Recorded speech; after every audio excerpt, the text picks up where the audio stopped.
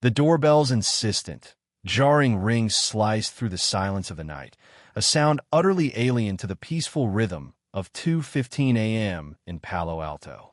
It wasn't just a sound. It was an intrusion, a rude awakening that would, in the next few moments, irrevocably alter the course of Paul Milgrom's life. He was a man of routine, a professor of economics at Stanford, his days governed by the predictable patterns of lectures, research, and the quiet comfort of his home. Sleep, especially, was a sacred ritual, a necessary respite from the complexities of his work. He stirred, a groan escaping his lips. The digital clock on his nightstand glowed a stark, accusing 2:15. Who on earth? The doorbell rang again, more urgently this time, a desperate plea cutting through the stillness. A prickle of anxiety, sharp and unfamiliar, ran down his spine. This wasn't a casual late-night visit from a neighbor needing sugar. This felt different, ominous even.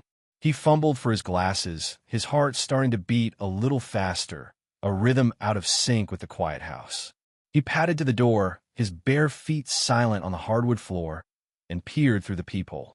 He saw a familiar face, distorted by the fisheye lens and the dim porch light.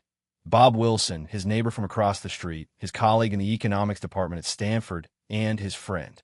Bob was practically bouncing on his feet, his usually neatly combed hair slightly disheveled, his face flushed, his eyes wide with a mixture of barely contained excitement. And was that nervousness? Paul opened the door, a wave of cold night air rushing in, bringing with it the scent of damp earth and the faint whisper of distant traffic. Bob, what's going on? Is everything all right? Is it Sarah? The kids. Bob's words tumbled out in a breathless rush, a torrent of disbelief and exhilaration. Paul, wake up. It's Bob. Wilson, you won the Nobel. You won the Nobel Prize. The words hit Paul like a physical blow, a wave of disorientation washing over him. He blinked, uncomprehending, his mind struggling to grasp the sheer improbability of what he was hearing. Nobel Prize? Him? It felt surreal, like a scene from a dream, a bizarre and utterly unexpected twist in the narrative of his life. What are you talking about? He stammered, his voice a hoarse whisper. They've been trying to reach you, Bob continued, his voice still trembling with a mixture of excitement and urgency. The Nobel Committee. They couldn't get through. They don't seem to have your number. Or maybe you had the ringer off? We, Sarah and I, gave them your cell phone number. You have it, right? Paul's mind was a whirlwind, a chaotic jumble of thoughts and emotions. He didn't have his cell phone, of course. He always kept it by his bedside. He vaguely remembered silencing it before bed, a nightly ritual to ensure uninterrupted sleep, a small act of control in a world often governed by unpredictable forces. A habit that, ironically, had now become the very reason he was being woken up in this extraordinary, almost unbelievable manner. Yes, I have it. But the Nobel Prize? Are you sure? Is this some kind of elaborate prank? Bob let out a short, almost hysterical laugh, a sound that was both joyous and slightly incredulous. Sure? Paul, I'm certain. I won it too. We won it together. It's for our work on auction theory. Remember? All those late nights in the office, fueled by lukewarm coffee and the sheer force of intellectual curiosity? The arguments, the breakthroughs, the moments when we almost gave up, and the moments when we knew we were onto something truly special. A wave of dizziness washed over Paul. He leaned against the doorframe for support, his legs suddenly feeling weak. Auction theory, their life's work, decades of painstaking research, of collaborating, of pushing the boundaries of economic understanding, and now this. The culmination of all those years, of all that effort, recognized on the world stage. Wow, Paul managed, the word barely a whisper, a profound understatement of the emotions swirling within him. Just wow. His mind raced, trying to process the enormity of the situation. A Nobel Prize, the pinnacle of academic achievement, the ultimate validation of a life dedicated to the pursuit of knowledge. A dream he had harbored, perhaps in the quietest, most secret corners of his mind, but had never truly dared to believe would become reality. He looked at Bob, his friend, his partner in this incredible, improbable journey, and a slow smile spread across his face, a smile that reflected both disbelief and dawning, overwhelming joy. You're serious?" he asked again, needing to hear it, to confirm it, to make it real, to banish the lingering doubts that whispered in the back of his mind. "Dead serious." Bob grinned, his own excitement bubbling over, his eyes shining with a mixture of pride and shared triumph. "You need to answer your phone, Paul. They need to be able to call you, to make the official announcement and everything." He gestured vaguely towards the inside of the house, a gesture that encompassed the weight of the moment, the life-altering significance of the news he had just delivered. A torrent of questions flooded Paul's mind. Could this really be happening? Was it a mistake? A cruel prank? The imposter syndrome, that familiar nagging doubt that plagued even the most accomplished academics, reared its head, whispering insidious questions in his ear. Am I truly worthy of this? Do I deserve to stand alongside the giants of economic thought who have received this honor before me? He mumbled, almost to himself, "I don't know what to say." Bob, still buzzing with adrenaline, filled in the gaps, his words a comforting anchor in the swirling sea of Paul's emotions. He explained how the call had come to his house just minutes before, how the Nobel Committee, operating on Stockholm time, many hours ahead, had been frantically trying to reach Paul, their attempts thwarted by the silence of his phone. He described the slightly awkward, surreal conversation with the committee member, his own stunned disbelief, and then the immediate, overwhelming urge to share the news with Paul, his friend and co-recipient, the person with whom he had shared this long and arduous intellectual journey. "I just couldn't wait, Paul. I had to tell you, even if it meant dragging you out of bed at this ungodly hour. I knew you'd want to know, to share this moment together." He chuckled, a hint of apology in his voice, a gentle acknowledgement of the unconventional nature of the situation. He continued, "They called my landline. They said they had an outdated number for you. Sarah, bless her heart, she's always more organized than I am," she reminded them, and me, about the cell phone. "Said you always keep it by your bed." The mention of their shared work, of auction theory, triggered a cascade of memories, a flashback to the years of collaboration that had led to this extraordinary moment. It wasn't a dry, academic recollection. It was a vivid tapestry woven with threads of intellectual passion, shared struggles, and hard-won triumphs. He remembered their first meeting at Stanford, a chance encounter at a faculty seminar. Paul, already an established professor, had been impressed by Bob's sharp intellect, his insightful questions, and his unconventional approach to economic problems. Bob, in turn, had been drawn to Paul's deep understanding of game theory and his willingness to explore new and challenging ideas.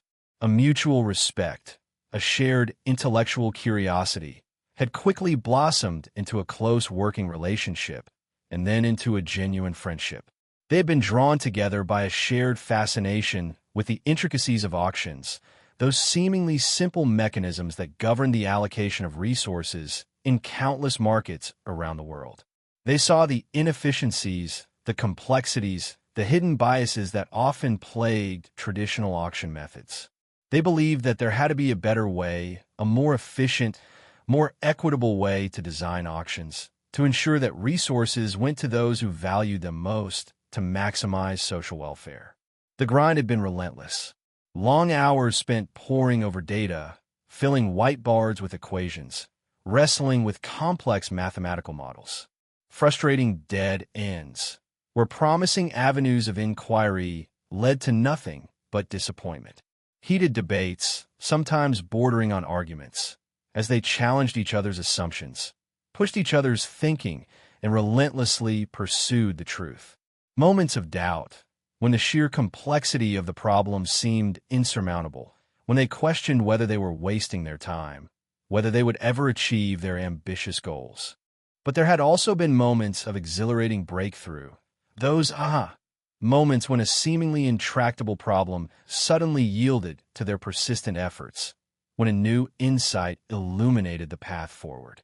The excitement of those moments, the shared satisfaction of intellectual discovery, had forged a bond between them, a bond that went beyond mere professional collaboration. They had developed a new auction format, one that addressed many of the shortcomings of existing methods. It was an elegant, mathematically rigorous solution, one that promised to improve the efficiency and fairness of auctions in a wide range of applications. They'd applied their theory to real-world problems, to everything, from the allocation of radio spectrum licenses, which in basic terms improved phone service for everyone, to the sale of valuable artworks. The impact was real, measurable, and deeply satisfying. And it wasn't just about the work. Their friendship had deepened over the years, extending beyond the confines of the university. They shared dinners with their families, celebrating birthdays and holidays together. They occasionally went on hikes in the nearby hills, escaping the pressures of academia and enjoying the beauty of the California landscape. They had learned to appreciate each other's strengths and weaknesses, their different personalities and working styles. Paul was the more theoretical of the two, a meticulous thinker who reveled in the elegance of mathematical proofs. Bob was more pragmatic, more focused on the practical applications of their research, always asking, how can we use this to make a real difference in the world? They complemented each other perfectly, their different perspectives enriching their collaboration and strengthening their friendship. Remember that time? Bob said, a nostalgic smile playing on his lips, when we were stuck on that particularly thorny problem with the allocation mechanism. We were at each other's throats for weeks, arguing back and forth, almost ready to give up. We were so frustrated, so convinced that we had hit a dead end. Then we went for a walk along the dish, that big radio telescope up in the hills, remember? We were just walking, not even talking about the problem, just enjoying the scenery, the fresh air, and then suddenly it hit you. You stopped dead in your tracks, grabbed a stick, and started drawing equations in the dirt. And it all clicked. It was like a revelation. Paul chuckled, remembering the moment vividly. And you, Bob, you immediately saw the implications, the practical applications. You said, Paul, this could change everything. The initial shock of news had now given way to a profound sense of joy, of accomplishment, of gratitude. Paul felt a surge of pride, not just for himself, but for Bob, for their shared achievement, for the years of hard work and dedication that had led to this moment. He also felt a deep sense of responsibility, a recognition that the Nobel Prize was not just an award, but also a challenge, a call to continue their work, to use their knowledge and expertise to make a positive impact on the world. As the first faint rays of dawn began to paint the eastern sky, heralding the arrival of a new day, Paul and Bob stood together in Paul's living room, still slightly dazed, still trying to fully absorb the reality of what had just happened. They were waiting for the official call from the Nobel Committee, the call that would confirm what they already knew, the call that would formally announce their names to the world. They shared a cup of coffee, the silence between them punctuated by the occasional nervous laugh, the occasional shared glance of disbelief and wonder. They talked about the future, about the trip to Stockholm, about the ceremony, about the celebrations that awaited them. They talked about the new opportunities that would open up, the new responsibilities that they would have to shoulder. But most of all, they talked about their work, about the challenges that still remained, about the potential for auction theory to continue to improve the lives of people around the world. The Nobel Prize was not the end of their journey. It was a new beginning. As the sun finally rose, casting a golden glow over the quiet streets of Palo Alto, Paul and Bob, Nobel laureates, stood on the threshold of a new day, ready to face the future together.